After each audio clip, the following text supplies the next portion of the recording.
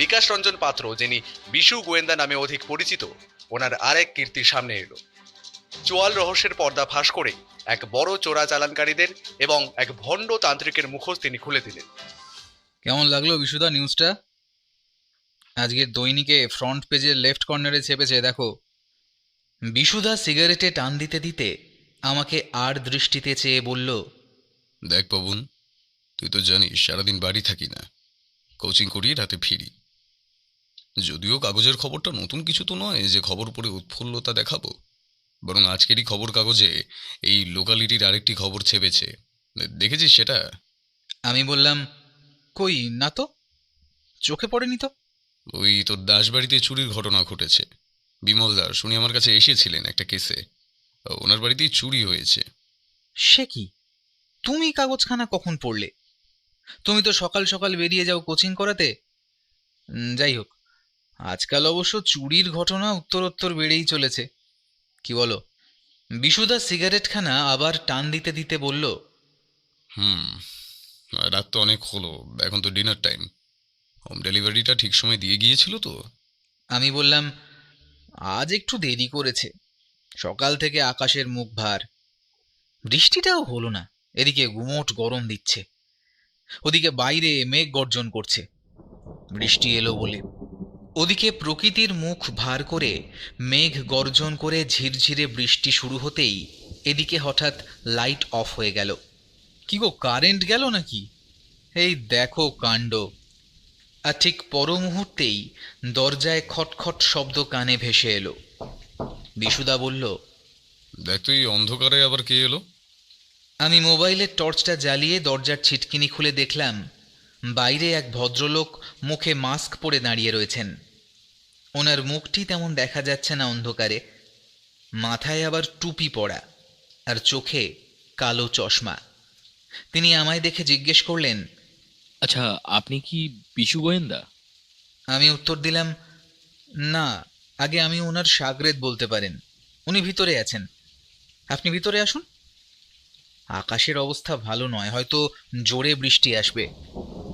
ভদ্রলোক ঘরে প্রবেশ করলেন আর বিশুদা ওনাকে সোফায় বসতে অনুরোধ করলেন। তারপরেই অঝোরে বৃষ্টি শুরু হলো। তার মধ্যেই শুরু হলো কথোপকথন। লোকটি মুখে মাস্ক পরেই কথা বলছিল আমাদের সাথে। বিশুদা জিজ্ঞেস করল, আপনার পরিচয়? আগে আমার নাম বিভীষণ গুপ্ত। আমার বাড়ি উত্তরপাড়ায়। আমি একটা খুব বড় বিপদে পড়ে আপনার কাছে এসেছি। বিপদ? কিসের বিপদ? আগে আগে আমাকে কেউ মেরে ফেলতে চায়। প্লিজ আমাকে বাঁচান। কিন্তু কেউ কেন আপনাকে মারতে চাইবে? আগে আমার কাছে এমন একটা দুর্মূল্য জিনিস আছে যার পেছনে অনেকে চোখ লেগে আছে। ওই জিনিসের মূল্য কেউ দিতে পারবে না, কারণ জিনিসটা খুব সাধারণ দেখতে হলেও খুবই অ্যান্টিক। আচ্ছা, আপনি কি কিছু সন্দেহ করছেন? বাইরের কেউ আপনাকে মেরে ফেলতে চায় না, বাড়ির কেউ? আমার কোনো ধারণা নেই বিশুবাবু, তবে সন্দেহ করি না এমন নয়। আপনি দয়া করে আমাকে বাঁচান। আপনি পুলিশে খবর দিয়েছেন? না, কারণ আমাকে হুমকি চিঠি দিয়ে কেউ বা কারা আমাকে সাবধান করেছে। বলেছে পুলিশ জানতে পারলেই আমার বাড়ির একজনও জীবিত থাকবে না। হ্যাঁ, আমি তাই খুব চিন্তায় আছি, তাই আপনার কাছে ছুটে এসেছি। বিশুদা কিছুক্ষণ ভেবে বলল, বুঝলাম। মানে যে বা যারা আপনাকে মারতে চায়, এটা চায় যে আপনি সেই অ্যান্টিক জিনিস তাকে বা তাদের দিয়ে দিন। আচ্ছা, সেই অ্যান্টিক জিনিসটা কি, আর সেটা নেওয়ার জন্য কি কোনো হুমকি কেউ আপনাকে দিয়েছে ইতিপূর্বে? জিনিসটি কি সেটা আপনাকে বলতে পারবো না, আর ওটা নেওয়ার জন্য হুমকি কেউ দেয়নি, কিন্তু আমার অবর্তমানে আমার ঘরে প্রবেশ করে কেউ লণ্ডভণ্ড করেছে বেশ কয়েকবার। আমার বাড়ির চাকর ছাড়া কেউ আমার ঘরে ঢোকে না। সে আমার বহুদিনের খুব বিশ্বস্ত একজন চাকর, তার কাছেই চাবি থাকে যখন আমি বাইরে বেরোই। কিন্তু আমি কি নিয়ে ইনভেস্টিগেশন করব বলুন তো? না আপনার প্রাণ গেছে, না আপনার কাছ থেকে কোনো জিনিস চুরি হয়েছে। শুধু সন্দেহের বশে এগুলো করা আমার ধাতে নেই। আসলে কি জানেন তো, আমি বেঘরে মারা যেতে পারি সেটাই মনে হচ্ছে, আর পুলিশকেও বলতে পারছি না। আমার মানসিক অবস্থার কথা বোঝার চেষ্টা করুন প্লিজ। আপনার এত নাম, প্লিজ হেল্প করুন। আচ্ছা ঠিক আছে, আমিও আমার সাগরেদ কাল যাব। আপনার বাড়ির অ্যাড্রেসটা বলুন, আমি মোবাইলে সেভ করে রাখছি। আচ্ছা, কিন্তু একটা কথা, আপনি আমার এখানে সাহায্য চাইতে এসেছেন বা কাল আমরা আপনার বাড়িতে যাচ্ছি, এই কথা যেন কেউ জানতে না পারে। যথারীতি বিভীষণবাবু নিজের বাড়ির ঠিকানা এবং নিজের বাড়ির ফোন নাম্বার দিয়ে বললেন, এবার আমি নিশ্চিন্ত। আপনি যখন ব্যাপারটা দেখছেন তখন খুনি শনাক্ত হবেই। এরপর লোকটি অন্ধকারেই মুখে মাস্ক পরা অবস্থায় চলে গেল। লোকটি কি বলে গেল খেয়াল করেছিস? আমি বললাম, ওই খুনি শনাক্ত হবার কথাটা তো? আমি জানি না উনি এত নিশ্চিত কিভাবে হচ্ছেন যে উনি খুনি হবেন। কেসটা দেখতে হচ্ছে। বিশুদা, আমরা তো সবই শুনলাম, কিন্তু লোকটির মুখ ঠিক মতো দেখতে পারলাম না। মুখে যে মাস্ক ছিল, উনি এক মুহূর্ত মাস্কটি খুলে কথা বললেন না। এটা তোমার আজব লাগেনি? লেগেছে তো বটেই। লোকটি খুব ধূর্ত। অ্যান্টিক জিনিসটির নামও বলে গেল না। উনি চান আমরা ওনার বাড়ি গিয়ে তদন্ত করে সবটা জানি। বিশুদা কিছুক্ষণ পর হাতে টর্চ নিয়ে বাড়ির বাইরে যেদিকে সিসিটিভি থাকে সেদিকে গেল। কিছুক্ষণ পর ফিরে এসে বলল, রে, কাল আমাদের ওখানে যেতেই হবে রে, নইলে হুমকি যে বা যারা দিয়েছে ধরা পড়বে না যে। আমি বিশুদার মুখের ভঙ্গি লক্ষ্য করেই বুঝতে পারলাম বিশুদা বোধহয় কিছু একটা আন্দাজ করতে পেরেই কথাগুলো বলেছে।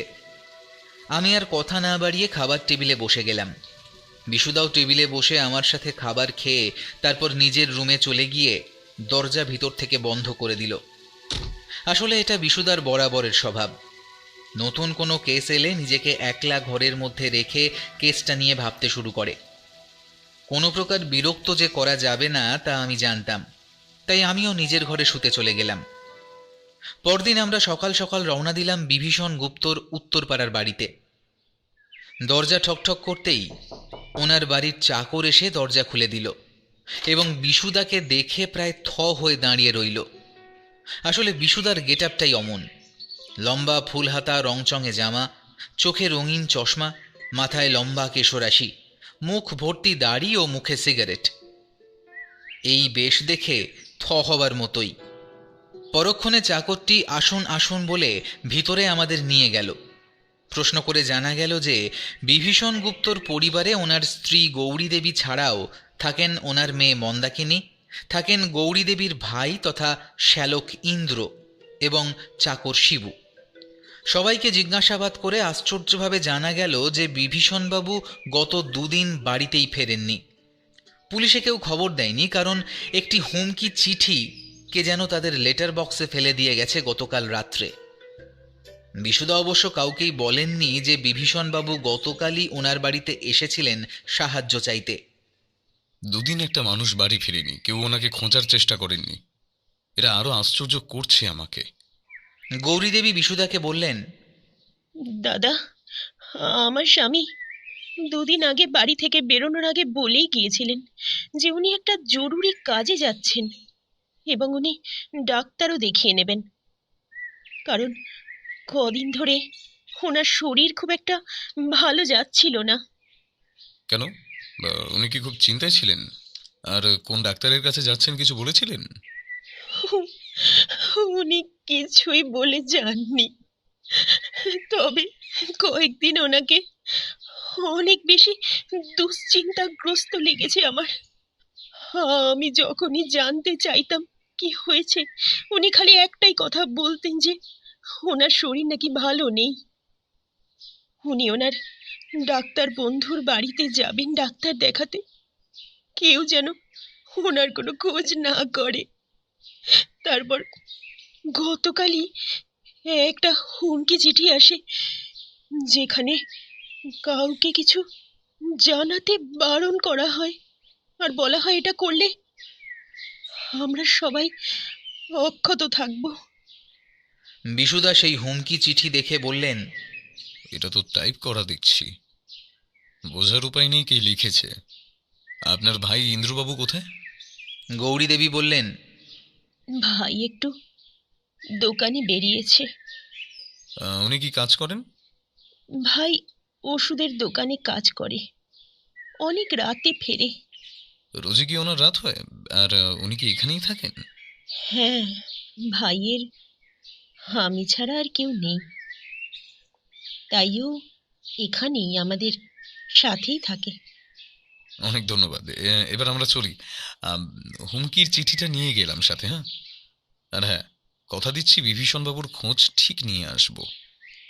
এই বলেই বিশুদা ও আমি ওখান থেকে বেরোতেই দেখলাম দূরে দাঁড়িয়ে ইন্দ্রবাবু একজন লোকের সাথে কি যেন কথা বলছেন। আমাদের দেখতেই লোকটিকে কিছু একটা বলে আমাদের দিকে না তাকিয়ে তরতর করে গেলেন ওনার দাঁড় করানো মোটর বাইকের দিকে। আমরা কিছু বুঝে ওঠার আগেই উনি দ্রুত বেগে বাইক চালিয়ে নিয়ে চলে গেলেন। আমরা দূর থেকেই ইন্দ্রবাবুকে চিনতে পেরেছিলাম, কারণ ওনার ছবি গৌরী দেবীর সাথে গৌরী দেবীর ঘরে আমরা দেখেছিলাম। ব্যাপারটা সুবিধার ঠেকছে না রে, বুঝলি বাবন? বিভীষণবাবু গতকাল এসে একবারও ওনার বাড়ি না থাকার কথা উল্লেখ অবধি করলেন না। আর এদিকে ইন্দ্রবাবু ওষুধের দোকানে না গিয়ে এখানে বাড়ির সামনেই ছিলেন। এটাও কিন্তু বেশ সন্দেহের। আর গতকাল যিনি আমাদের বাড়ি এসেছিলেন উনি আদৌ বিভীষণ গুপ্ত না অন্য কেউ, সেটা আগে জানতে হবে। হতে পারে লোকটি আমাদের কিছু রহস্যের দিকে ইঙ্গিত করেছেন, যেটা এই পরিবারের মধ্যেই কোথাও যেন লুকিয়ে। আর এই লোকটি বা কে যিনি ইন্দ্রবাবুর সাথে কথা বলছিলেন? হয়তো আমাদের দেখে এমনটা করলেন। একটা গভীর রহস্যের গন্ধ পাচ্ছি। বিভীষণ গুপ্তর বাড়ি থেকে ফেরার পর 24 ঘন্টা কেটে গেছে। জিনিসটা কি সেটা জানতে আজকেই আবার গুপ্ত বাড়ি যেতে হবে আমাদের। আমি বললাম, তোমার কাকে সন্দেহ হয় বিশুদা? এমন সময় হঠাৎ পুলিশ কর্তার ফোন এলো। বিশুদা ফোনে বলল, হ্যাঁ, আমি আন্দাজ করতে পেরেছিলাম এমনই কিছু একটা ঘটবে। এই চল রে, একটা খারাপ খবর আছে, আমাদের যেতে হবে এক্ষুনি। আমি কিছু বুঝে ওঠার আগেই বিশুদা হন্তদন্ত হয়ে বেরিয়ে গেল, আর পিছন পিছন আমিও ছুটে গেলাম। গাড়িতে বিশুদা আমাকে বলল, যে বিপদের কথা আন্দাজ করছিলাম সেটা এসেই গেল। বিভীষণবাবু মারা গেছেন। কেউ ওনার গলায় ফাঁস লাগিয়ে মার্ডার করেছে বলে পুলিশের প্রাথমিক অনুমান। বডি নিয়ে যাওয়া হয়েছে পোস্টমর্টমের জন্য। যদিও একটা খটকা থেকেই যাচ্ছে। কি খটকা বিশুদা? বিশুদা চুপ করে রইল। কিছুক্ষণ পর বলল, সবটা এখনো অস্পষ্ট আমার কাছে। ওখানে গিয়ে আগে দেখি, তারপর বলবো। আমরা মার্ডার স্পটে গেলে পুলিশ কর্তা আমাদেরকে সমস্ত ঘটনার পুনর্বিবরণ দিলেন। তিনি বললেন, বিভীষণবাবুর এক খামার বাড়ি ছিল শিবপুরে। সেখানে ওনার জমানো অনেক অ্যান্টিক জিনিসের সম্ভার ছিল। এই তো দিন তিনেক আগেই পুলিশকে বিভীষণবাবু ফোনে পুলিশ প্রোটেকশনের কথা বলেন, যে ওনার খামার বাড়িতে চুরি হতে পারে সেই আশঙ্কা। কিন্তু প্রোটেকশন দেওয়ার কথা বলেন আজ, অর্থাৎ ওনার বাড়ি থেকে বেরোনোর দুদিন পরে। আজ সেখানে প্রোটেকশন দিতে যাওয়ার আমাদের কথা ছিল। সেই মতো আমাদের দুজন গার্ড ওখানে খামার বাড়িতে গেলে দেখে মেন দরজা বন্ধ। এদিকে আমরা বিভীষণবাবুকে ফোনে পাচ্ছি না দেখে সোজা ওনার বাড়িতে গিয়ে জানতে পারি যে উনি নাকি দুদিন বাড়িই ফেরেন। ওনার স্ত্রী বলেন উনি নাকি ডাক্তার দেখাতে গিয়েছেন। বাড়ি থেকে ওনার ওয়াইফ গৌরী দেবীর থেকে খামার বাড়ির চাবি নিয়ে সেখানে গেলে ভিতরে একটা ঘরে ওনার লাশ দেখতে পায় পুলিশ। বিভীষণবাবুর বাড়িতে খবর দিয়ে দেওয়া হয়েছে। ওনার বাড়ির চাকর প্রথম খবরটি পায়। তারপর থেকে ওনারও কোনো খোঁজ নেই। পুলিশের সন্দেহ এর পিছনে ওনার চাকর জড়িত থাকতে পারেন। আপনি শিওর হচ্ছেন কি করে যে লাশটি বিভীষণবাবুরই? মানে, উনি তো আমাকে দুদিন আগে ফোন করেছিলেন, আর খামার বাড়ির পাহারার কথাও বলেছিলেন যে আজ পাহারা দিতে লাগবে, কারণ ওনার ধারণা ছিল যে আজ কিছু চুরি যেতে পারে। এছাড়া আমরা ওনার বাড়িতে গিয়ে জানতে পারি উনি নাকি দুদিন নিখোঁজ। মিসিং রিপোর্ট কেন করেননি সেটা জানতে চাইলে ওনার পরিবারের লোক বলেন যে বিভীষণবাবু বলেই বাড়ি থেকে নাকি বেরিয়েছিলেন। আমরা তাই খামার বাড়িতে গিয়ে ওনার খোঁজ করতে থাকি। আমাদের আন্দাজ ছিল কিছু একটা তো গন্ডগোল আছে। আমার দুজন জুনিয়র খামার বাড়ি খুলে ভিতরে যেতেই একটা পচা গন্ধ তাদের নাকে ভেসে আসে।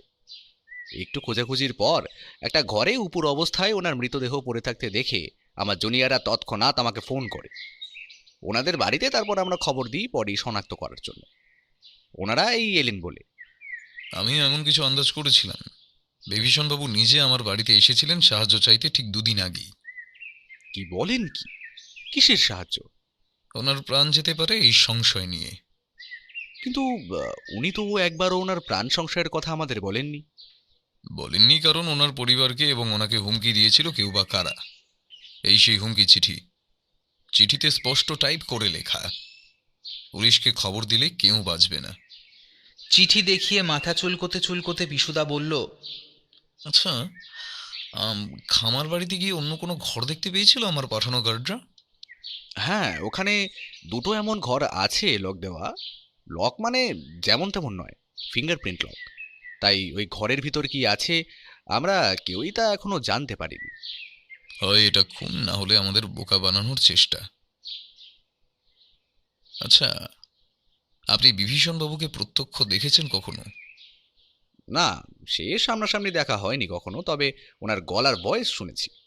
কিন্তু কি আশ্চর্য জানেন, ওনার বাড়িতে যখন খামার বাড়ির চাবি নিতে যায় আমার জুনিয়ররা, তারা আমাকে এসে রিপোর্ট করে যে তারা ওখানে বিভীষণবাবুর একটা ছবিও পর্যন্ত দেখতে পাননি। এদিকে লোকটির সাথে প্রায় 3 দিন আগেই আমার কথা হলো। হতেও তো পারে যে যিনি বিভীষণ বাবু হয়ে আপনাকে ফোন করেছিল সেটা যে উনিই ছিলেন তেমনটা নয়। আপনি শিওর হচ্ছেন কিভাবে? সেটা তো ওনার বদলে অন্য কেউ হতে পারে। বলেন কি? আচ্ছা, আপনি কি কাউকে সন্দেহ করছেন নাকি? তখনই একজন পুলিশ কর্মকর্তা এসে বললেন, স্যার, বিভীষণ বাবুর বাড়ির লোক এসে গেছেন। ওনার চাকরের সন্ধান পেলে? পুলিশের কর্মকর্তা জানালেন, না স্যার, ওনার চাকর শিবু আসেনি।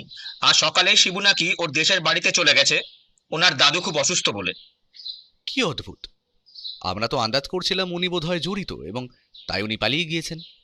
যাই হোক, আপনি যান, আমি আসছি। বিশ্ববাবু, চলুন। আপনি চলুন, আমি একটা ছোট কাজ সেরে আসছি। আর হ্যাঁ, শিবু বাবুর গ্রামের খোঁজ করুন, ওখানে পুলিশ পাঠান। খুনের দিনই উনি বেপাত্তা হলেন। ঠিক বলেছেন, আমি এক্ষুনি ব্যবস্থা নিচ্ছি। আপনি নিশ্চিন্ত থাকুন, শিবুর খোঁজ আমরা ঠিকই পেয়ে যাব। আমি আর বিশুদা কিছুক্ষণ পরেই একটা কাজ সেরে মর্গে এসে উপস্থিত হলাম। ওখানের পরিস্থিতি থমথমে, কান্নার রোল পড়ে গেছে। অদূরে গৌরী দেবী কান্নায় ভেঙে পড়েছেন এবং খালি বলে চলেছেন,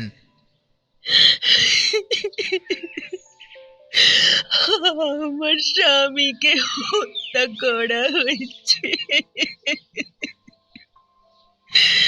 ওকে মেরে ফেললো।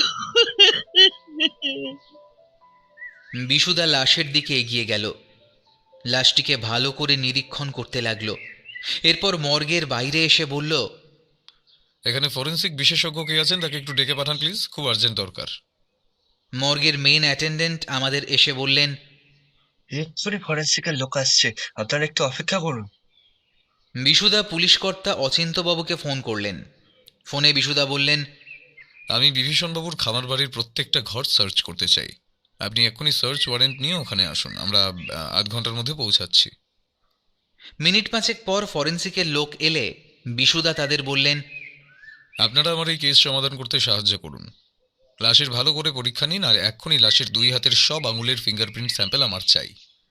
একজন ফরেন্সিকের লোক বলল, ফরেনসিক কর্তার সাথে আমার কথা হয়ে গেছে বিশুবাবু, আপনি নিশ্চিত থাকুন, আপনাকে আমরা সাহায্য করব। আপনার নাম কে না জানে।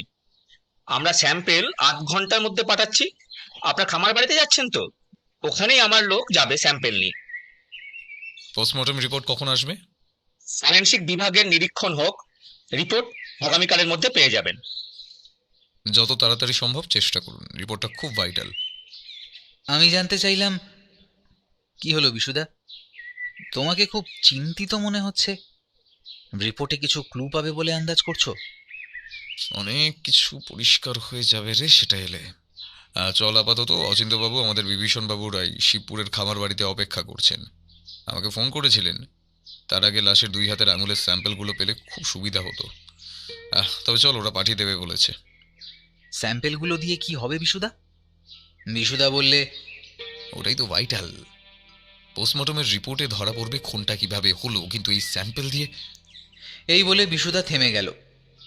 কি গো, আমাকে বলবে না? আগে চল, খেলা এবার শুরু হবে। 1 ঘন্টার ভিতরেই আমাদের গাড়ি পৌঁছলো শিবপুরের খামার বাড়িতে। ওখানে পৌঁছে দেখি পুলিশকর্তা অচিন্ত্যবাবু ওনার 2 জন পুলিশ কর্মকর্তা নিয়ে সেখানে হাজির।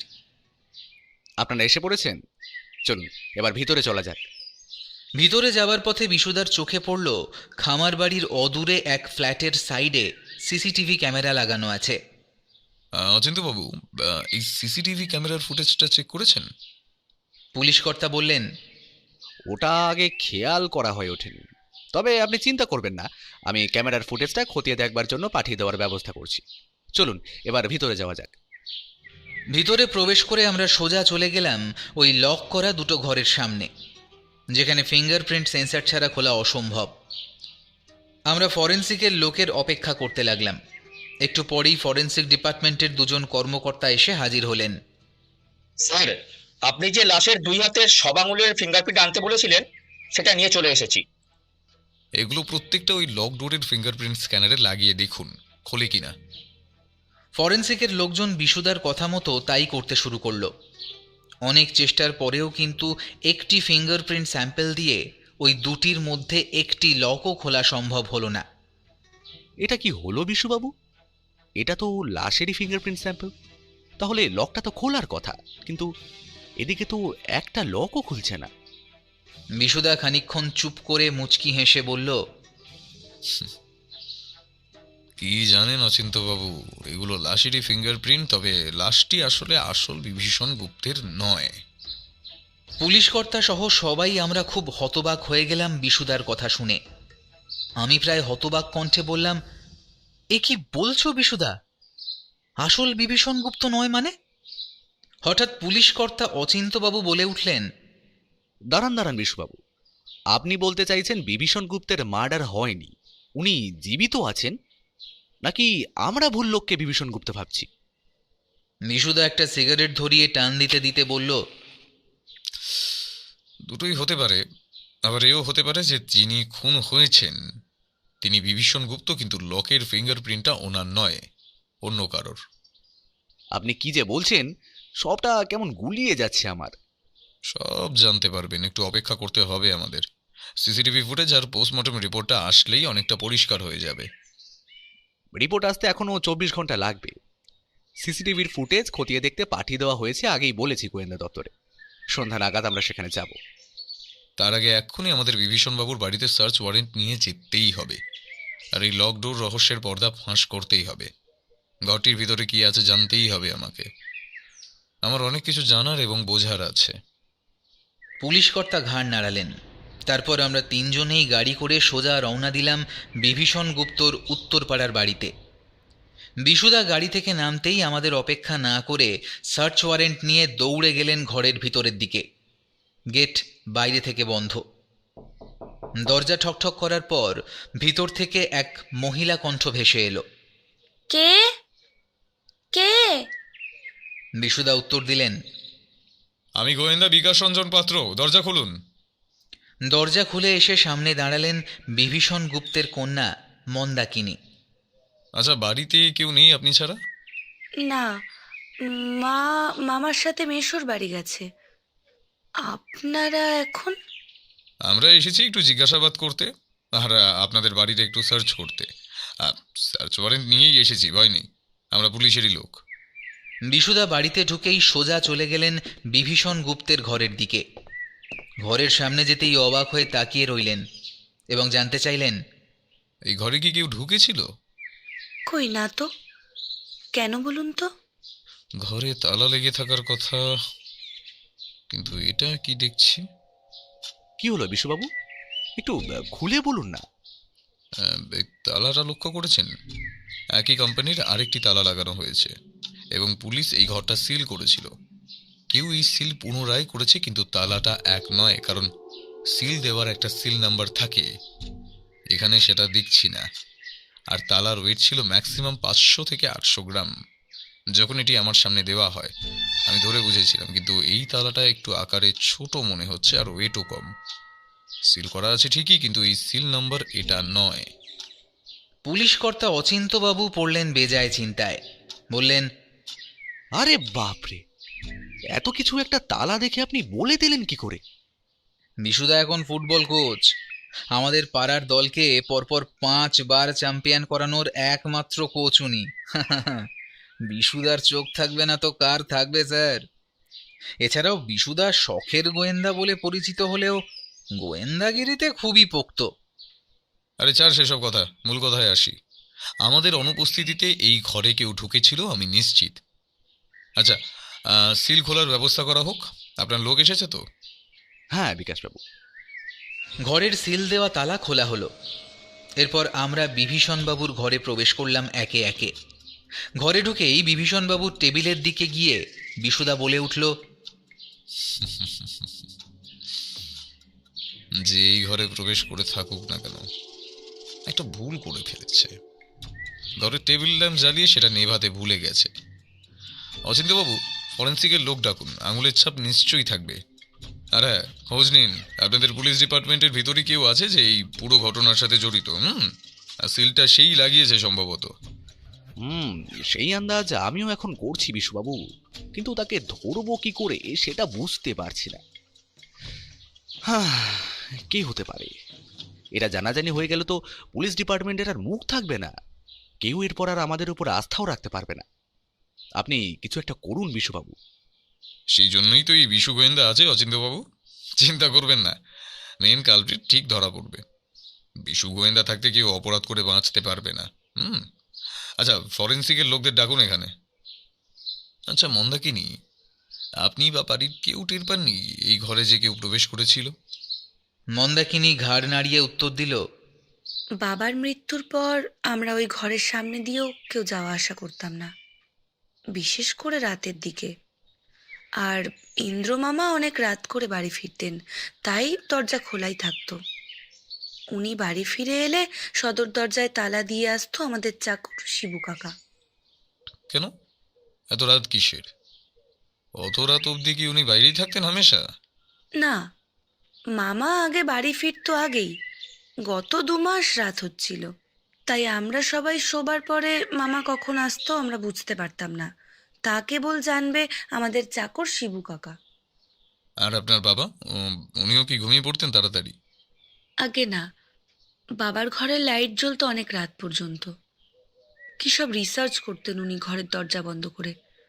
আমরা বাইরে থেকেই শিবু কাকাকে দিয়ে খাবার পাঠিয়ে দিতাম বাবার ঘরের বাইরে। বাকি শিবু কাকা জানবেন। আপনাদের বাড়ির চাকর শিবু কোথায় এখন? ডাকুন তাকে, তাকেও এখন জেরা করা হবে। শিবু কাকার তো আজ সকালের ট্রেনে করে ওনার গ্রামে চলে যাওয়ার কথা। ওনার দাদু তো অসুস্থ, তাই তাই ওনাকে বারবার দেখতে যেতে হচ্ছে। ই কি, বাড়ির কর্তা খুন, এদিকে বাড়ির চাকর বাড়িতে থাকছে না? আমি বললাম, তার মানে কি বাড়ির ভৃত্যই আসল কালপ্রিট বিশুদা? না, কিন্তু ওই লোকটি অনেক কিছু জানে যা আমরা কেউই জানি না। গরিব লোক, পুলিশের জেরার থেকে বাঁচতে হয় পালিয়েছে, নইলে কি বিশুবাবু? আর যাই হোক, শিবু মেন কালপিট হতে পারে না, অত বুদ্ধি আর সাহস ওর নেই। তবে লোকটিকে আমাদের আটকাতে হবে।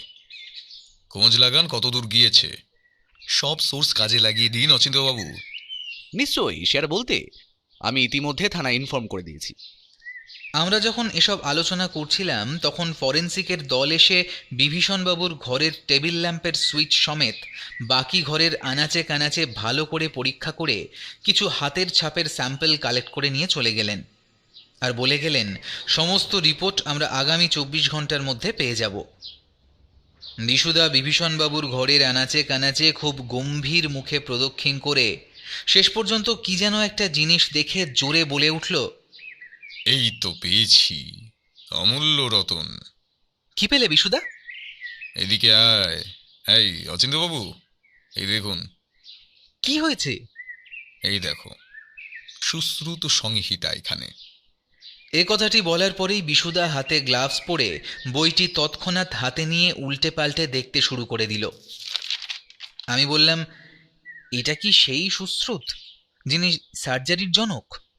হ্যাঁ, একদম ঠিক বলেছিস। এটা সেই সুশ্রুত যিনি প্লাস্টিক সার্জারির জনক ছিলেন এবং একসময় প্লাস্টিক সার্জারি তার হাত ধরেই ভারতে আসে। অচিন্ত্যবাবু, আমার সন্দেহটা এবার আরো গাঢ় হচ্ছে। অচিন্ত্যবাবু কিছু বুঝে উঠতে না পেরে জিজ্ঞেস করলেন, কি হয়েছে? কোন সন্দেহের কথা বলছেন আপনি? সেই সন্দেহের কথাই বলছি। সন্দেহটা মনে আমার ডানা বাঁধছিল অনেকদিন ধরেই। উত্তরপাড়ার বিভীষণবাবুর এই বাড়ি থেকে যে একরকম ধরনের একটা বড় ক্লু পেয়ে যাব সেটা আমি এখনো ভাবতে পারছি না। তবে এই জিনিসটা আমাকে আরো অনেক কিছুই ভাবাচ্ছে। শিবপুরের খামার বাড়িতে যার লাশ পাওয়া গেছে তিনি আদৌ বিভীষণবাবু কিনা সেই বিষয়ে আমার যথেষ্ট সন্দেহ ছিল, কিন্তু এখন সেই সন্দেহের অনেকটাই নিরসন করতে পেরেছি বলে মনে করি। আমি গোয়েন্দা নই, কাজেই আমি এতটা বুঝতেও পারছি না। আপনি হেয়ালি করাটা না একটু বন্ধ করুন, সবটা খুলে বলুন তো কি হয়েছে, নইলে আমার না বুঝতে খুব অসুবিধে হচ্ছে। আগে আপনি এটা নিশ্চিত করুন যাতে আপনার পুলিশের কোনো লোক আমাদের তদন্তের ব্যাপারে ডিটেলসে জানতে না পারে, কারণ অপরাধীর সঙ্গেও আপনাদের এই পুলিশের কোনো লোক জড়িত আছে কোনোভাবে। কিন্তু পুলিশের লোকও যে জড়িত এই বিষয়ে এতটা শিওর আপনি হচ্ছেন কি করে? আরে মশাই, একটু আগেই তো আমি বললাম, ভুলে গেলেন? আমি বললাম না যে এই গেটের যে সিলটা আছে ওই সিলটার নাম্বার লক হচ্ছে আলাদা, এবং সেই নাম্বার লকের সাথে সাথে তালার ওজনও আমার একটু কম মনে হলো। অর্থাৎ ব্যাপারটা পরিষ্কার যে আপনার পুলিশেরই কোনো লোক এই ঘরে ঢুকেছিল এবং সে বেরোনোর সময় ওই সিলটা পাল্টে দিয়েছে, এবং আমরা যে সেটা ধরতে পারবো সেটা বুঝে উঠতে পারিনি, এবং এই কাজটা খুবই অসচেতনভাবেই করা হয়েছে। না হলে সিলটার নাম্বার লকটা হঠাৎ করে পাল্টে যাবে সেটা কখনোই হতে পারে না। হ্যাঁ, আর একটা জিনিস আপনি লক্ষ্য করুন যে যখনই আমরা আগে এখানে এসেছি তখনই আপনার ডিপার্টমেন্টের দু একজন পুলিশকর্মী ঠিক আমাদের সঙ্গেই ছিল, আর তাদের মধ্যেই কেউ একটা হবে যে এটা করেছে, এই আমার অনুমান। যদিও সে কে বা কারা সেটা পরিষ্কার হয়ে যাবে আজ রাতেই। সেটা কি করে সম্ভব হবে? আমার উপর ছেড়ে দেয় সেটা। আর অচিন্ত্যবাবু, আপনি সিল নাম্বার পাল্টে যাবার খবর ডিপার্টমেন্টের কোনো পুলিশকর্মীদের জানাবেন না, কথাটি গোপনে রাখতে হবে আপনাকে। আমি তো এখনো বিশ্বাস করতে পারছি না এই কাজ ডিপার্টমেন্টের কারো হতে পারে।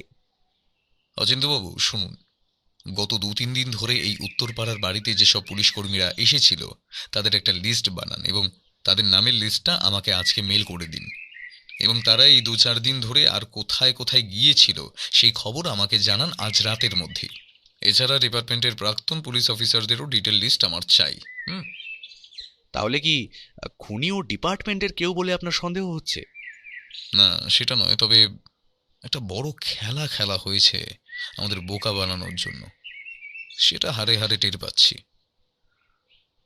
আচ্ছা, সুশ্রুতির এই বইটা আপনি ফরেন্সিক ডিপার্টমেন্টে পাঠিয়ে দিন, এ যাচাই করতে হবে, এবং এই বইটার উপর কার কার হাতের ছাপ আছে এটার রিপোর্টটা আজকের মধ্যেই যেন আমি পেয়ে যাই, এটা একটু কনফার্ম করুন আমাকে। আচ্ছা ঠিক আছে, সব হয়ে যাবে, আপনি চিন্তা করবেন না। আপনি গোয়েন্দা, আপনি না বললে আমি এক পাও আর এগোবো না। আপনি যা যা বলবেন আমি সেই নির্দেশ মতোই চলব। আমার থেকে আপনি পূর্ণ সহযোগিতাই পাবেন, এবং খুনিকে ধরতে যা যা প্রয়োজনীয় পদক্ষেপ আমি সেটাও করব। বিশুদা অচিন্ত্যবাবুকে ধন্যবাদ দিয়ে বললেন, আচ্ছা ঠিক আছে, আগামী 24 ঘন্টার মধ্যে আশা করি অপরাধী আমাদের সামনেই হবে, এই বিষয়ে আপনি নিশ্চিত হয়ে যান। অচিন্ত্যবাবু তার সোর্স খাটিয়ে খুব দ্রুত পোস্টমর্টেম রিপোর্টটা আনার ব্যবস্থা করলেন, এবং সেই রাতেই আমরা রিপোর্টটা নিয়ে ফরেন্সিক ডিপার্টমেন্টেও গেলাম, এবং ফরেন্সিক ডিপার্টমেন্টে গিয়ে আমরা শিবপুরের গুদাম ঘরের সিসিটিভি ফুটেজটা চেক করলাম। সিসিটিভি ফুটেজে যা ধরা পড়লো সেটা দেখে আমরা তিনজনেই খুব অবাক হয়ে গেলাম। সেখানে স্পষ্ট দেখা যাচ্ছে সেদিন, অর্থাৎ যেদিন বিভীষণবাবু গায়েব হয়েছিলেন, সেদিন রাতেই একজন কালো কোট পরা ভদ্রলোক সেই গুদামের প্রবেশ করেছিল, এবং সেই সময়টা ছিল রাত প্রায় 2টোর পর। সিসিটিভি ফুটেজটা প্রায় খতিয়ে দেখার পর আমরা এটা বুঝলাম যে ওই রাতেই ওই লোকটি প্রবেশ করার পর আর কোনো দ্বিতীয় লোক সেখানে প্রবেশ করেনি। অর্থাৎ ওই লোকটি ওখানে প্রবেশ করে ওখানেই থেকে গিয়েছিল কিনা বা ওখান থেকে কোথাও চলে গিয়েছিল কিনা সে ব্যাপারে আমরা কোনো আইডিয়া করতে পারলাম না, কিন্তু এটা বুঝতে পারলাম যে ওই গুদাম ঘরের ভিতরেই কোনো গোপন কুঠুরি বা ঘর আছে, যে ঘর থেকে ওই লোকটি বেরিয়ে গিয়েছিল। সেই ফুটেজ থেকে আশ্চর্যের বিষয় যেটা আমরা দেখলাম যে সিসিটিভি ফুটেজ প্রায় স্পষ্ট দেখা যাচ্ছে লোকটির মুখেও মাস্ক ছিল, ঠিক একই ধরনের মাস্ক পরে সেদিন রাতে, অর্থাৎ বিভীষণবাবু যেদিন আমাদের বাড়িতে এসেছিলেন এটা বলতে যে ওনার প্রাণ সংশয় আছে। অর্থাৎ বোঝা যাচ্ছে যে কোট পরা লোকটি আর কেউ নয়, হয়তো খুব সম্ভবত বিভীষণ গুপ্তই ছিলেন। ফুটেজ দেখার পর অচিন্ত্যবাবু আমাদের বললেন, আচ্ছা, এই ফুটেজ থেকেই তো নিশ্চিত যে বিভীষণ বাবুই খুন হয়েছেন, কারণ খামার বাড়িতে ওনাকেই একমাত্র প্রবেশ করতে দেখা যাচ্ছে। তাহলে আপনি কি করে বললেন যে বিভীষণবাবু খুন হননি? কারণ কাউকে তো আর বেরোতেও দেখা যাচ্ছে না। বিভীষণবাবুই তো একমাত্র ব্যক্তি যিনি সেখানে প্রবেশ করেছিলেন সেদিন। দাঁড়ান, এতটাও নিশ্চিত হবেন না। চমক আরও বাকি আছে অচিন্ত্যবাবু। ফরেন্সিক রিপোর্টটা আসার পরেই সব কিছু স্পষ্ট হয়ে যাবে। আচ্ছা, রিপোর্ট আসতে আর কতক্ষণ? বিশুদার প্রশ্নের উত্তরে ফরেন্সিকের একজন কর্মী বললেন, রিপোর্টটা এসেই গেছে, আপনারা কিছুক্ষণ অপেক্ষা করুন, আপনাদের হাতেই সেটা পাঠিয়ে দেওয়ার ব্যবস্থা হচ্ছে। 7 থেকে 10 মিনিটের অপেক্ষার পর একজন কর্মী ফরেন্সিকের রিপোর্টটা নিয়ে এসে বিশুদার হাতে দিল এবং বিশুদা সেই রিপোর্টটা খুলে দেখতেই বড় বড় চোখ করে চমকে উঠল। বিশুদাকে চমকে উঠতে দেখে আমি জিজ্ঞেস করলাম, কি হয়েছে বিশুদা, এমনভাবে চমকে উঠলে যে? কি আছে ওই রিপোর্টে? আমি তোদের বলেছিলাম না যে কিছু একটা গন্ডগোল তো আছেই। আমার সন্দেহটাই সত্যি হলো রে। এ দেখ, রিপোর্টে কি লেখা আছে, এ দেখ। একটা মস্ত রকমের বড় খেলা খেলা হয়েছে আমাদের সাথে, এবং এই ক্লু আজকে সকালে না পেরে আমি এটা আন্দাজ করতে পারতাম কিনা তা ঠিক ছিল না। কিন্তু এখন আমি পুরোটাই প্রায় নিশ্চিত হয়ে গেছি মার্ডার কিন্তু বিভীষণবাবু হননি। অচিন্ত্যবাবু রিপোর্টটা তৎক্ষণাৎ বিশুদার হাত থেকে ছিনিয়ে নিয়ে দেখে চমকে উঠলেন এবং আকাশ থেকে পড়ার মতো করে বললেন, এটাও হতে পারে নাকি? সেই রিপোর্টে স্পষ্ট লেখা আছে যে যে ব্যক্তির হাতের ছাপ এখানে আছে সেই ব্যক্তির হাতের ছাপের সঙ্গে খামার বাড়ির সেই দুটি লক দরজার সুইচের ওপর যে হাতের ছাপ তার কোনো মিল নেই। অর্থাৎ এর থেকে স্পষ্ট যে দুটি লোকের হাতের ছাপ সম্পূর্ণ ভিন্ন। অর্থাৎ যে লোকটি মার্ডার হয়েছে সে অন্য ব্যক্তি, আর সুশ্রুত সংহিতায় যে আঙুলের ছাপ সেটির সাথেও লাশের আঙুলের ছাপ মেলেনি। সেটার সাথে মিলেছে খামার বাড়ির মেন গেটের হ্যান্ডেলের ছাপ। রিপোর্টের কথাগুলো হুবহু মিলে গেল যখন সেখানে আমরা দেখতে পেলাম যে লেখা আছে ডেড বডির মুখের উপর আলাদা করে কেউ একটা মুখোশ বসিয়ে দিয়েছে। অর্থাৎ প্রায় প্লাস্টিক সার্জারি করা হয়েছে ডেড বডির মুখের উপর। পোস্টমর্টেম রিপোর্ট এলো আমাদের হাতে। সেই রিপোর্টে লেখা ওই ব্যক্তি খুন হয়েছে গলায় ফাঁস লাগিয়ে, তবে গলায় কোনো হাতের চিহ্ন পাওয়া যায়নি। এছাড়া বিভীষণবাবুর উত্তরপাড়ার বাড়ি থেকে বিভীষণবাবুর যে জিনিসপত্রগুলো পাওয়া গিয়েছিল সেগুলো যাচাই করা হয়েছে এবং সেখানকার ফিঙ্গারপ্রিন্ট ম্যাচ করা হয়েছে। কোনো ফিঙ্গারপ্রিন্টের সঙ্গেই সেই ডেড বডির ফিঙ্গারপ্রিন্টের কোনো সাদৃশ্য পাওয়া যায়নি। অচিন্ত্যবাবু, এটা তো নিশ্চিত হওয়া গেল যে বিভীষণবাবু খুন হননি, এবং এই ডেড বডিটা কার সেটা দেখা উচিত, কারণ এর উপর একটা আলাদাই মুখোশ পরানো হয়েছে সার্জারি করে, পুরো বিভীষণ গুপ্তের মতো।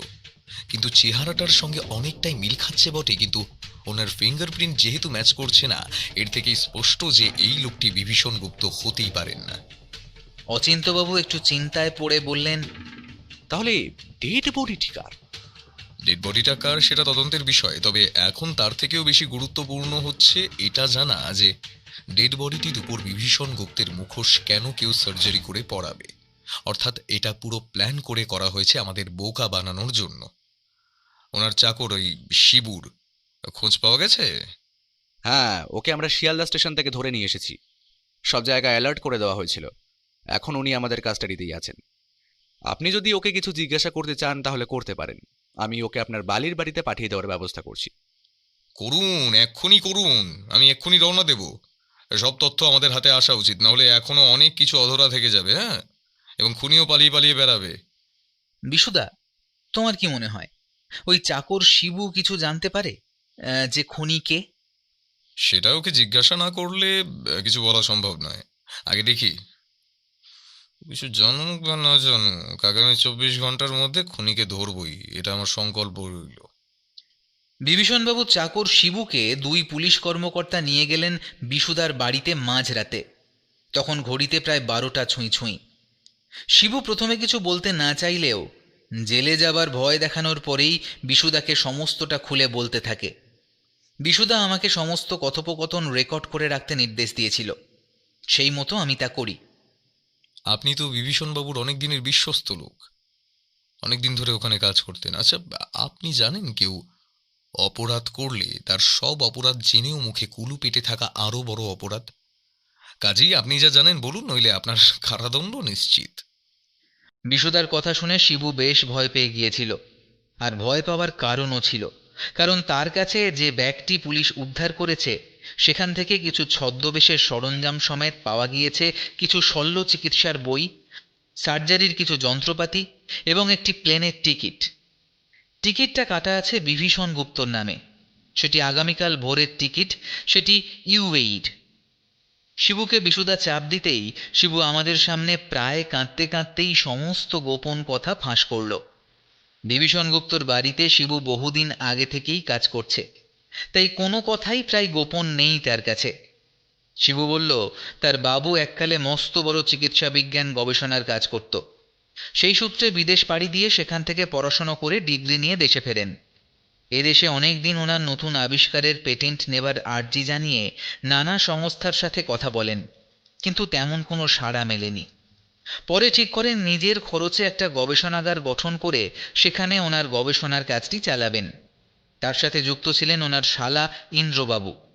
গবেষণা সফল হলে সেই শর্তে বিদেশ গিয়ে এক বহুজাতিক বড় কোম্পানির সাথে কাজ করার কথা চলছিল বাবুর। কিন্তু একদিন ঘটল এক অঘটন। গভীর রাতে রাস্তা দিয়ে ফেরার সময় ওনার মেয়ে মন্দাকিনীকে কিছু দুষ্কৃতী অ্যাসিড ছুঁড়ে পালিয়ে যায়। দুষ্কৃতীদের ওই অ্যাসিড অ্যাটাকে আক্রান্ত হয় মন্দাকিনীর মুখের একাংশ। সেই ভয়ঙ্কর ঘটনার পর বিভীষণবাবু প্রায় বাধ্য হন তার একমাত্র কন্যার মুখের সার্জারি করতে। যদিও অনেক হসপিটাল বা নার্সিংহোম ওনার মেয়ের সার্জারি করতে অস্বীকার করে, কারণ সেই ঘটনার সাথে জড়িত ছিল পুলিশ ডিপার্টমেন্টের এক বড় কর্তার ছেলে। বিভীষণবাবুর সাথে পুলিশের উচ্চপদের কয়েকজনের পরিচয় ছিল সেই সময়। তারা নিজেদের ডিপার্টমেন্টের সম্মান জড়িত বলে বিভীষণবাবুর শত আর্জির পরেও সাহায্য করতে চাননি। ফলে উপযুক্ত তথ্য প্রমাণের অভাবে সেই পুলিশ কর্মীর ছেলে বেকসুর খালাস পেয়ে যায়। মেয়ের মুখের ওই অবস্থা এবং ওইরূপ ঘটনার কথা চেপে দেওয়া হয় সোর্স খাটিয়ে, ডিপার্টমেন্ট থেকেই। বিভীষণবাবু সেই দিনই শপথ নেন যে তিনি পুলিশের ওই অফিসারদের ছেড়ে কথা বলবেন না। প্রতিশোধ স্পৃহায় দিন দিন জ্বলে মরতে থাকেন। এরপর উনি বিদেশে চলে যান কিছুদিন। তারপর ফিরে এসে আবার গবেষণার কাজে মন দেন। যদিও গবেষণার কাজের জন্য অত টাকা তিনি কোথায় পেলেন সেটা ওনার চাকর শিবুও কখনো জানতে পারেনি। বিশুদা সবটা শুনে বলল, বুঝলাম সব। আচ্ছা, ইন্দ্রবাবু কেমন লোক, কি করেন? শিবু বলল, আগে উনি বিভীষণ বাবুর সাথে গবেষণার কাজে যুক্ত ছিলেন বটে, কিন্তু ওষুধের দোকানে ঢোকার পর উনি অনেক রাত করে বাড়ি ফেরেন। বাড়ি কারোর সাথে তেমন কথা বলেন না, বেশ চুপচাপ থাকেন। আপনার মনিব কি গবেষণা করতেন জানেন কিছু? শিবু বলল, আগে না সাহেব, বাড়ির চাকর, তাই ওসব বিষয় ঠিক বুঝি না। তবে গৌরী দেবের সাথে এই নিয়ে ওনার অনেক বাচ্চা হতো। এরপর আমরা শিবুর সমস্ত কথা রেকর্ড করে সেই রেকর্ডের কপি অচিন্ত্যবাবুর কাছে পাঠানোর ব্যবস্থা করি এবং বিশুদার কথা মতো সেই রাতেই আমরা বিভীষণবাবুর সেই শিবপুরের খামার বাড়িতে যাওয়ার জন্য প্রস্তুত হই। শিবুকে পুলিশ তাদের সাথে করে নিয়ে যায় থানায়। গাড়িতে যেতে যেতে আমি বিশুদাকে জিজ্ঞেস করলাম, আচ্ছা, তোমার কি সন্দেহ যে ইন্দ্রবাবু এই কর্মকাণ্ডের সঙ্গে যুক্ত? সে তো অবশ্যই, তবে আমরা যদি আজ রাতে সেখানে যেতে পারি আমার মনে হয় অপরাধীদের ধরতে সক্ষম হবই। আচ্ছা, সেই অভিযুক্ত পুলিশ অফিসার কারা, কিছু জানতে পেরেছো? যে নামের লিস্ট আমি আনিয়েছিলাম সেই লিস্ট থেকে তাদের আইডেন্টিফাই করতে পেরেছি। তবে একজন খুব সুচারুভাবে নিজের উপর থেকে সন্দেহের তীর ঘোরাতে, পুরো দোষ বিভীষণ বাবুর উপর চাপিয়ে দিতে এবং আমাদের তদন্তের মোড় ঘোরাতে সেদিন বিভীষণ বাবুর উত্তরপাড়ার বাড়িটি সিল চেঞ্জ করেছিল, যাতে আমরা বিভ্রান্ত হয়ে অফিসারদেরকেই সন্দেহ করি। পুলিশের লোক পুলিশকেই ফাঁসাতে চাইবে বলে তোমার মনে হয়? লোভ মানুষকে দিয়ে সবকিছুই করিয়ে নিতে পারে। তাহলে এখন তো আমাদের দ্রুত খামার বাড়িতে গিয়ে পৌঁছতেই হবে, যাতে আমরা তাদের হাতে নাতে ধরতে পারি। তুই খামার বাড়ির সামনের গেট দিয়ে ঢুকবি আমার ঢোকার ঠিক 15 মিনিটের মধ্যেই। আমিও যাব, তবে আমাদের কিন্তু খুব সচেতনভাবে থাকতে হবে। গাড়ি খামার বাড়ির কিছু অদূরে দাঁড়ালো। গাড়ি থেকে খামার বাড়ির দূরত্ব 5 মিনিট। আমি খেয়াল করলাম খামার বাড়ির ভিতরে অন্ধকার, বাইরে একজন গার্ড ছিল, কিন্তু তাকে দেখা যাচ্ছে না। বিশুদা হঠাৎ বলে উঠল, আমি আগেই অচিন্ত্যবাবুকে বলে পাহারা হালকা করে দেওয়ার কথা বলে রেখেছিলাম, কারণ বেশি পাহারা হলে অপরাধীরা এই পথ মারাবে না, সচেতন হয়ে যাবে। আর পুলিশ সিভিল ড্রেসে থাকছে, তবে একজন গার্ড রাখতে বলেছিলাম। চল দেখি গার্ডটি কোথায় গেল। রাত আরও গভীর হলো, প্রায় 1:45। আমি সামনের গেট দিয়ে ঢুকতে গিয়ে চমকে গেলাম। দেখি কিছু দূরেই পাহারাদার গার্ডটি বেহুশ অবস্থায় পড়ে রয়েছে। আমি তখনই মোবাইলে টর্চ জ্বালিয়ে সিগন্যাল দিলাম অদূরে গাড়িতে বসে থাকা বিশুদাকে। ওদিকে বিশুদাও টর্চ জ্বালিয়ে প্রত্যুত্তর দিল। বাড়ির সামনে এমন অবস্থা দেখে বুঝতে অসুবিধে হলো না যে বাড়ির ভিতরে আগে থেকেই কেউ রয়েছে। আমি সামনের দরজা দিয়ে ডুপ্লিকেট চাবি দিয়ে গেট খুলে খামার বাড়িতে প্রবেশ করলাম চুপিসারে। ঘর অন্ধকার ঘুটঘুট করছে। একটু ভিতরে ঢুকতেই আমার নজরে পড়ল সেই লক করা গোপন ঘরগুলোর দরজা খোলা এবং ভিতরে আলো জ্বলছে। আমি আস্তে আস্তে প্রাণ হাতে নিয়ে ওই ঘরের দিকে এগোলাম সাহস করে। ঘরের গেটের বাইরে থেকে উঁকি মারতেই প্রায় আকাশ থেকে পড়লাম। দেখলাম 3টি ডেড বডি শোয়ানো আছে, আর তার সামনে দাঁড়িয়ে আছে একটি টুপি পরা আর কোট পরা সন্দেহভাজন এক ব্যক্তি। ওনার হাতে শল্য চিকিৎসার যন্ত্রপাতি। সম্ভবত সেই যন্ত্রপাতি ব্যবহার করা হয় প্লাস্টিক সার্জারিতে, কারণ ওগুলোর ছবি সুশ্রুত সংহিতাতে বিশুদা আমাকে দেখিয়েছিল। ওই ডেড বডিগুলো কার ঠিক বোঝা যাচ্ছিল না। এদিকে ডেড বডি থেকে কোনো প্রকার গন্ধ ছাড়ছে না। কি আশ্চর্য! এদিকে আমার পিছন থেকে সজোরে একটা আঘাত এলো আমার মাথার পিছনে। নিমেষে ঘন অন্ধকার ছেয়ে গেল চোখের সামনে। এদিকে বিশুদা আমার খোঁজ না পেয়ে আমাকে ফোন করে। একটা আওয়াজে আমার ঘোর কাটল। দেখলাম আমিও নিজে একটা বেডের উপর হাত পা বাঁধা অবস্থায় শুয়ে, আর আমার সামনে দাঁড়িয়ে ইন্দ্রবাবু স্বয়ং। ইন্দ্রবাবুর হাতে আমার মোবাইলটি ক্রমাগত রিং হয়ে যাচ্ছে, আর একজন মধ্যবয়সী ব্যক্তি দাঁড়িয়ে আমার বেডের সামনে হাতে কিছু যন্ত্রপাতি নিয়ে। আমি চেঁচিয়ে উঠলাম, আমাকে মেরে তোমরা পার পাবে না। আর বিভীষণবাবু, আপনার খেলা শেষ, পুলিশ আপনাকে ধরল বলে। সেই ব্যক্তিটি বেশ সজোরে এক অদ্ভুত ভঙ্গিতে হেসে বলে উঠল, ও, সব বুঝতে পেরেছো তাহলে। কিন্তু তোমাদের ওই পুলিশ আমাকে ধরবে কোন অপরাধে? আমি তো খুন হয়ে গেছি পুলিশের চোখে। আমি আমার প্রতিশোধ নিয়ে নিয়েছি। আমার মেয়ের ওই অবস্থার জন্য যারা দোষী ছিল সেই 3 অফিসারকে মেরে তাদের উপর বেয়ারিশ লাশের মুখ সার্জারি করে এমনভাবে বসিয়ে দিয়েছি যে কেউ সন্দেহ করবে না যে এরাই সেই নিখোঁজ হওয়া সেই পুলিশ কর্মী। এমনটা করে আপনি পার পেয়ে যাবেন ভেবেছেন? আপনি ধরা পড়লেন বলে। কে বাঁচাবে তোকে? ওই বিশু? ও আসুক, ওকেও সায়স্তা করছি। আমাদের মধ্যে যখন কথা চালাচালি হচ্ছে, ঠিক এমন সময় একটা গুলির আওয়াজ ভেসে এলো আমাদের কানে। ইন্দ্রবাবু চিৎকার করে মাটিতে লুটিয়ে পড়লেন। ওনার পা থেকে অঝরে রক্ত বইছে, আর কিছু দূরেই বন্দুক হাতে দাঁড়িয়ে বিশুদা। আপনার সব জারি জুরি এবার শেষ হলো মিস্টার বিভীষণ গুপ্ত। পালানোর পথ শেষ। হ্যাঁ, আপনি আপনার সব অপরাধ নিজের মুখে স্বীকার না করলেও পুলিশ আপনাকে দিয়ে তা করিয়ে নেবে। কিন্তু কথা বলতে বলতেই আচমকা সজোরে এক ঘুষি মেরে বিভীষণ গুপ্তকে প্রায় কুপকাত করে দিল বিশুদা। বিশুদার একটা ঘুষির জোরখানাই যথেষ্ট, কারণ একজন ফুটবল কোচের শারীরিক শক্তি একজন সাধারণ মানুষের থেকে বেশি তা বলার অপেক্ষা রাখে না। ওই সময়ের ফাঁকেই বিশুদা দ্রুত আমার হাত পা খুলে দিল। এদিকে বিশুদার ঘুষি সামলে কোনো ক্রমে পালানোর চেষ্টা করতে গিয়ে গেটের বাইরে যাওয়ার চেষ্টা করতে লাগলেন বিভীষণবাবু। ইন্দ্রবাবু মাটিতে পড়ে কাতরাচ্ছেন আর বলছেন, আমাকে আমাকে বাঁচান জামাইবাবু, এভাবে আমাকে ছেড়ে চলে যাবেন না প্লিজ, আমাকে বাঁচান। গেটের বাইরে বেরোতেই দুজন পুলিশ জাপটে ধরল বিভীষণ গুপ্তকে। হাতে হাত কড়া পরিয়ে প্রায় টানতে টানতে নিয়ে যাওয়ার সময় বিভীষণবাবু গুমড়ে গুমড়ে বলতে লাগলেন, প্রমাণ কিভাবে করবি আমি দোষী? হ্যাঁ, আমায় ধরা অত সহজ নয়। বিশুদা আমাকে ছাড়িয়ে নেবার পর ইন্দ্রবাবুকেও তুলে দেওয়া হলো পুলিশের অ্যাম্বুলেন্সে। রাতের ধরপাকড়ের পরদিন সকালেই অচিন্তবাবু বিশুদাকে ডেকে পাঠালেন গোয়েন্দা দপ্তরে। ওখানেই বিভীষণবাবুকে জেরা করা হবে।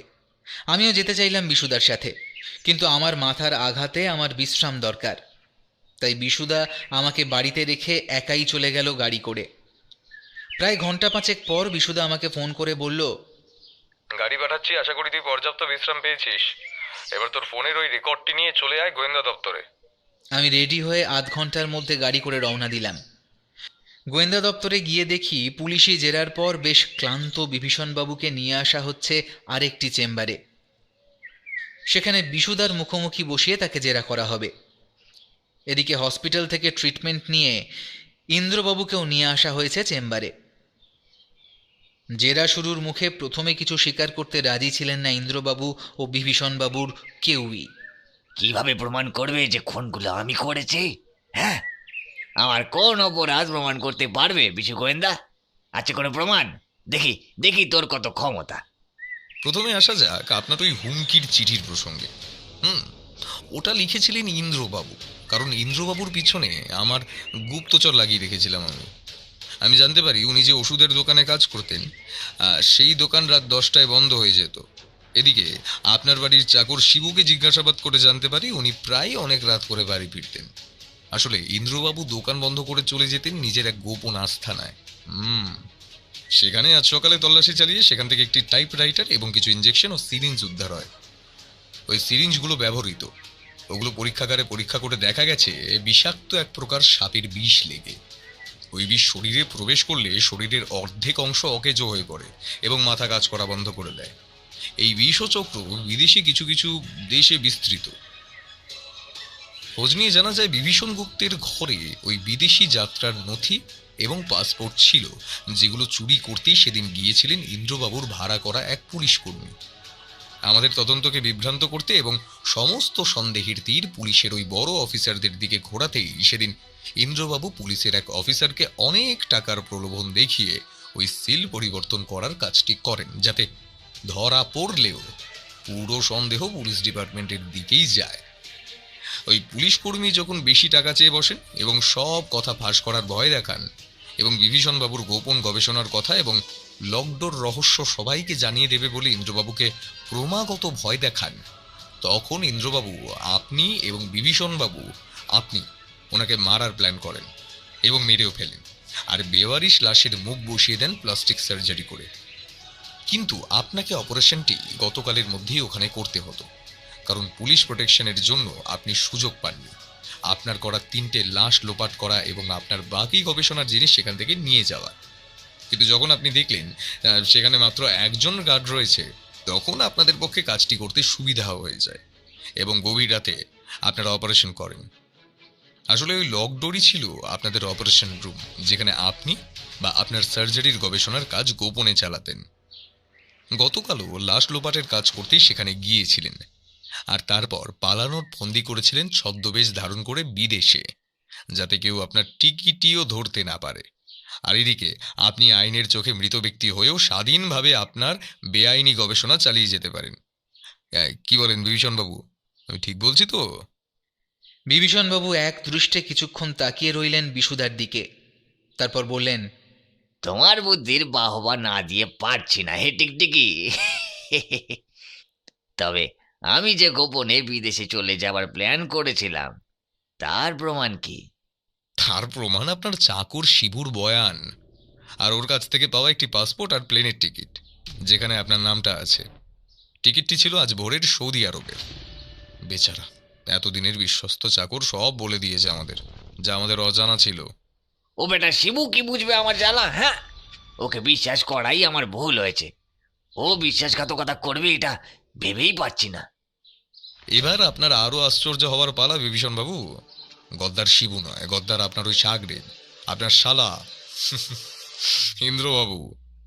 বিভীষণবাবু ইন্দ্রবাবুর দিকে তাকিয়ে গর্জে বলে উঠলেন, এ কি শুনছি ইন্দ্র? হ্যাঁ ইন্দ্রবাবু, উনি ঘোড়া ডিঙিয়ে ঘাস খেতে চেয়েছিলেন। ইন্দ্রবাবু ওই 3 পুলিশ কর্মীকে খুন করে তারপর নিজেই আপনার বেশ ধরে আমার বাড়িতে আসেন আমাকে তদন্ত করতে বলতে। আমার বুঝতে অসুবিধা হয়নি যে যিনি সেদিন আমার বাড়িতে এসেছিলেন তিনি ইন্দ্রবাবুই। তবে সেদিন ইন্দ্রবাবুই ভেগ ধরে এসেছিলেন? তুমি কি করে বুঝলে বিশুদা?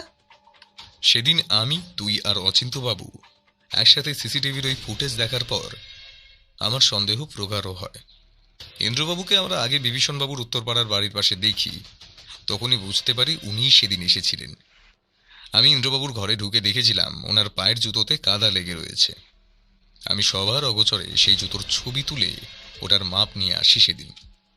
আর উনি সেদিন বিভীষণ গুপ্ত সেজে আমাদের বাড়িতে গিয়েছিলেন। সেদিন বৃষ্টি হয়েছিল, তোর মনে আছে পবন? আমি অন্ধকারে বাইরে দাঁড়িয়ে গিয়েছিলাম। তখন আমি আমার বাড়ির সিসিটিভির অবস্থা দেখতে গিয়েছিলাম। সেটা দেখতে গিয়ে চোখে পড়ে বুটের ছাপ, যা সম্ভবত সেদিন ওই বুট জোড়ার ছিল যা ইন্দ্রবাবুর ঘরে আমি দেখতে পেয়েছিলাম। বুটের ছাপ পড়ে গিয়েছিল আমার বাড়ির প্রবেশের সামনের মাটিতে সেদিন বৃষ্টির কারণে। লাইট এলে আমি গভীর রাতেই বাড়ির বাইরে গিয়ে সেই জুতোর মাপ নিয়ে সংগ্রহে রেখে দিই। কিন্তু আমি জানতাম না যে ইন্দ্রবাবুর জুতোর সাইজের সাথে সেদিনের ওই লোকটির জুতোর সাইজ হুবহু মিলে যাবে। আমার সন্দেহ মনে ডানা বাঁধতে শুরু করে। আর সেদিন খামার বাড়ির সিসিটিভি ফুটেজ দেখে দুইয়ে দুইয়ে 4 করতে পারি। বুঝতে পারি সিসিটিভিতে যেই ব্যক্তি তিনি কিন্তু বিভীষণ বাবুই, কারণ ওনার হাইট ইন্দ্রবাবুর মতো অত উঁচু নয়। উনি যেমন কোট এবং টুপি পরে গবেষণাগারে গবেষণা করতে যেতেন, সেটা খুব ভালো করে দিনের পর দিন লক্ষ্য করেই সেই বেশ ধারণ করেন ইন্দ্রবাবু। সেই কোট এবং টুপি পরে ইন্দ্রবাবু আমাদের কাছে এসেছিলেন আসলে বিভীষণ বাবুর গুপ্ত কাজ আমরা যাতে তদন্ত করে বের করতে পারি তার জন্য। কি ইন্দ্রবাবু, আমি ঠিক বলছি তো? হ্যাঁ তাই, কারণ জামাইবাবু সব খুন আমাকে দিয়ে করিয়েছিল, আর নিজে আইন আর পুলিশের চোখে একজন মৃত ব্যক্তি হতে চেয়েছিল, যাতে ওনার অস্তিত্ব কেউ টের না পান আর উনি বিদেশে চলে যেতে পারেন ওনার গবেষণা করতে। কিন্তু আমার কথা জামাইবাবু কি ভেবেছিল? এমনিতেই পুলিশের মার্ডার করেছি, তার উপর সব তথ্য প্রমাণ আমার দিকে। জামাইবাবুর বিপক্ষে একটিও প্রমাণ নেই। পুলিশ আমাকে ধরলেও জামাইবাবুর কিচ্ছুটি করতে পারতো না। এদিকে আমারও তো একটা ভবিষ্যৎ আছে নাকি? কতদিন হ্যাঁ ওই ওষুধের দোকানে কাজ করে পেট চালাতাম। ওদিকে শিবুর কাছে আমি জানতে পারি বিদেশে চলে গেলে বিভীষণ বাবু আর ফিরে আসতেন না, কারণ তিনি শিবুকে বলেছিলেন এ দেশে তিনি আর ফিরবেন না, তিনি শুধু নিজের মেয়েকে নিয়েই চলে যাবেন। ওদিকে আমার দিদির কি হবে, যে সংসারের জন্য এত কিছু করলো, তার ভবিষ্যতের কথা কে চিন্তা করবে? উনি একবারও ভাবেননি সেই কথাটা। এছাড়া উনি ধরা পড়লে আমার ভাগ্নির সাথে কেউ কি বিয়ে করবে? এসব ভেবেই একটা দিক খোলা রেখেছিলাম। জানতাম আমি দোষ করেছি, দুদিন পর ধরাও পড়বো হয়তো। তখন জামাইবাবু আমার দিদিকে ছেড়ে চলে যাবে। এটা আমি কি করে হতে দিতে পারি বলুন? সেই বাবা মা মরার পর একমাত্র দিদি আমাকে ছোট্ট থেকে মানুষ করেছে। কি করে উনি এটা করতে পারেন? তাই আমি দিন গুনছিলাম। ভেবেছিলাম ওনার কর্মকাণ্ডের সাথে যুক্ত যখন হয়েই পড়েছি, তখন এর শেষ দেখেই ছাড়ব। আমি কখনোই খুনি ছিলাম না। ওই লোকটা আমাকে খুনি বানিয়েছে, তাও নিজের স্বার্থে। তাই আপনাকে ওভাবে ভেস ধরে গিয়ে তদন্তে নামার জন্য অনুরোধ করি। আমি জানতাম ধরা পড়লে সাজা আমার হবেই, তবে যেই আমার দিদি ও আমার ভাগ্নি জানতে পারবে যে তার মামা একজন খুনি, তখন তারা আমায় ঘৃণা করবে।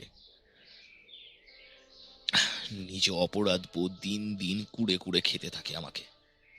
যেই লোকটির সাথে কথা বলছিলেন সেদিন বাড়ির বাইরে, সে তো পুলিশেরই লোক ছিল, যাকে টাকা দিয়ে জেল চেঞ্জ করান আপনি। হ্যাঁ, সেই লোকটি পুলিশের লোক ছিল। পরেও আমাকে ব্ল্যাকমেল করতে থাকে, সব ফাঁস করে দেবে বলে ভয় দেখায়। দেখলেন তো বিভীষণ বাবু, অপরাধ কখনো চাপা থাকে না। আপনি আপনার গবেষণার জন্য এতটাই পাগল ছিলেন যে আপনি আপনার স্ত্রী ও শ্যালকের কথা ভাবেননি। এটাও ভাবেননি যে আপনার অনুপস্থিতিতে আপনার স্ত্রী কি করে থাকবে। তিনি তো এখন জানেন আপনি মৃত। বিভীষণবাবু গুমড়ে কেঁদে বলে উঠলেন, জানেন বিশুবাবু, আমি কেন আমার স্ত্রীকে বঞ্চিত করতে চেয়েছি জানেন? গৌরী খালি আমাকে আমার গবেষণা বন্ধ করার কথা বলতো, কারণ ছিল অভাবের সংসার। আমার পড়াশোনায় অনেক টাকা খরচ হয়ে গিয়েছিল বিদেশে থাকার সময়, সংসার তেমন চলতো না। তাও আমি কিন্তু জানতাম যে একবার আমার গবেষণা সফল হলে অনেক অনেক অনেক টাকা আসবে আমার হাতে। কিন্তু আমার স্ত্রী সেটা বোঝেনি কোনোদিন। প্রায় এই নিয়ে কথা কাটাকাটি ঝগড়া লেগেই থাকতো আমাদের মধ্যে। একবার তো আমার ঘরে ঢুকে আমার সব গবেষণার তত্ত্ব পুড়িয়ে দিয়েছিল গৌরী। সংসারের অশান্তিতে আর থাকতে না পেরে আমি এই ফোন দিয়ে এঁটে ফেলি, আর ইন্দ্রকে ক্রমাগত প্রলুব্ধ করি এই বলে যে ওকে বিদেশে নিয়ে যাব। বিদেশে এক ওষুধ চোরাচালানকারীর মাফিয়ার সাথে আমার কন্ট্যাক্ট ছিল ফোনে। সেই সাপের বিষের কারবার করত, আর সেই বিষ কাজে লাগাই আমি। ওই পুলিশ অফিসারদের হাই ব্লাড প্রেশার রোগ ছিল, প্রায় ওরা একটি নির্দিষ্ট ওষুধ অর্ডার দিতে আসতো ইন্দ্রের দোকানে। বেশ একদিন ইন্দ্র আমার কথায় এক এক করে ওই তিনজনকে আমার এই গবেষণাগারে নিয়ে আসে, এই বলে যে ওষুধের স্টক এখানে মজুদ আছে, যত ওষুধ লাগবে ওরা নিতে পারবে, আর কোনো টাকাও দিতে হবে না। ইন্দ্রের কথার জালে জড়িয়ে ওরা এখানে আসতেই আমি আর ইন্দ্র ওদের অ্যাটাক করে সাপের বিষের ইঞ্জেকশন পুশ করি। ওরা অক্ষম হয়ে পড়ে। তারপর ওদের মেরে ওদের উপর 42 লাশের মুখ কেটে সার্জারি করে অপারেশন করি, যাতে কেউ এদের শনাক্ত করতে না পারে। কিন্তু ইন্দ্র, তুই এমন করবি আমি ভাবতেও পারছি না। শালা বেঈমান! ইন্দ্রবাবু রাগে ফেটে বলতে শুরু করলেন, সব মিথ্যে ছিল, সব মিথ্যে। আপনার সব প্রতিশ্রুতি মিথ্যে ছিল জামাইবাবু। নইলে কেউ কখনো নিজের উইলে নিজের স্ত্রীকে বঞ্চিত করে না।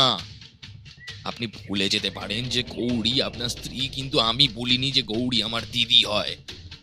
আমার গোপন উইলের কথা তুই জানলি কি করে রে হতভাগা?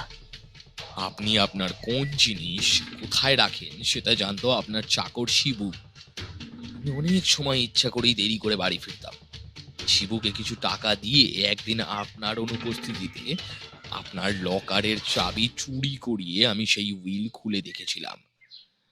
আমার খুব সন্দেহ ছিল যে আপনি বিদেশে চলে যাওয়ার পর আমার দিদির নামে আপনি কিচ্ছু সম্পত্তি রেখে যাচ্ছেন কিনা, কিন্তু দেখলাম উইলে সব সম্পত্তি আপনি শুধু মন্দাকিনীর নামে লিখে রেখেছেন। দেখলেন বিভীষণ বাবু, আপনি ঘরের লক্ষ্মীকে পায়ে ঠেলে বাইরে লক্ষ্মী লাভের আশায় যাচ্ছিলেন।